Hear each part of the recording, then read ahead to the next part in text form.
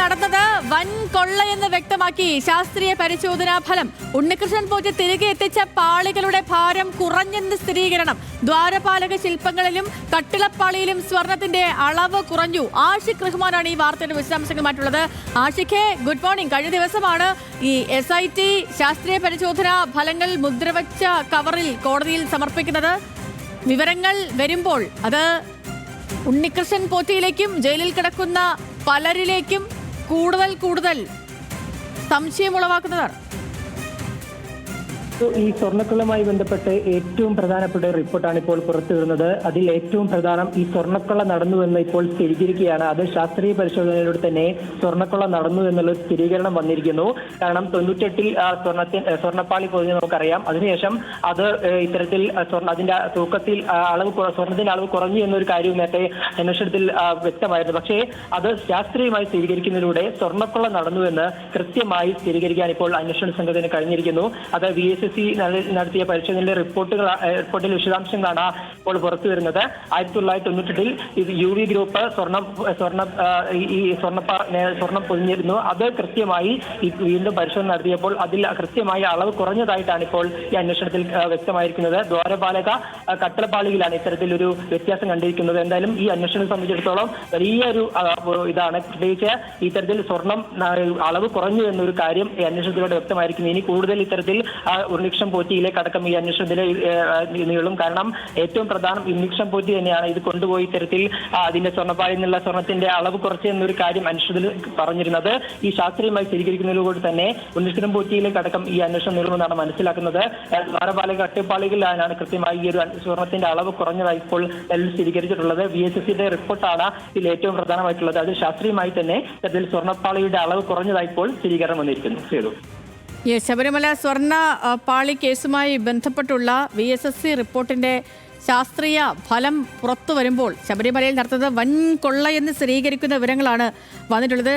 ആഷിഖ്, ഇതിൽ ഈ പ്രധാനം ഇനി അറിയണം, അതായത് തുടർ നടപടികളിൽ ഏറെ നിർണായകമാകുന്നതാണ് ഈ VSSC റിപ്പോർട്ട് ഫലമെന്ന് നേരത്തെ തന്നെ നമ്മളെല്ലാം ചർച്ച ചെയ്തതാണ്. അപ്പോൾ ഈ അങ്ങനത്തെ തന്നെ ഒരു വിവരങ്ങൾ കൂടി വരികയാണ്. കാരണം ഈ സ്വർണ്ണപ്പാളിയിലടക്കം കട്ടിളപ്പാളിയിലും ദ്വാരപാലക ശില്പങ്ങളിലുമൊക്കെയും സ്വർണത്തിന്റെ അളവ് കുറഞ്ഞിട്ടുണ്ട്. അതും ഉണ്ണികൃഷ്ണൻ പോറ്റി കൊണ്ടുപോയി തിരികെ എത്തിച്ച പാളികളുടെ. അപ്പോൾ അങ്ങനെ വരുമ്പോൾ അന്വേഷണം കൂടുതൽ ഒരു നിർണായകമായ ഘട്ടങ്ങളിലേക്ക് കൂടി കടക്കുകയല്ലേ ഈ സാഹചര്യത്തിൽ? പ്രത്യേകിച്ച് അന്വേഷണ സംഘത്തിന്റെ അന്വേഷണ കാലഘട്ടം അവസാനിക്കാൻ പോവുകയാണ്. അതിനുള്ളിൽ തന്നെ ഈ അന്വേഷണത്തിന്റെ അവസാനം പലപ്പോഴും നമുക്കറിയാം ഈ അന്വേഷണം നീട്ടിക്കൊണ്ടു പോവുകയായിരുന്നു. ഓരോ കോടതിയിൽ പോയി തരത്തിൽ പോകുന്ന സമയത്ത് കോടതി തരത്തിൽ അന്വേഷണത്തിന്റെ സമയം നീട്ടിക്കൊണ്ട് വരികയും പക്ഷേ ഇനി ഒരുപാട് കാലം ഒരുപക്ഷെ അത്തരത്തിൽ അന്വേഷണ സംഘത്തിന് ലഭിക്കാൻ സാധ്യതയില്ല.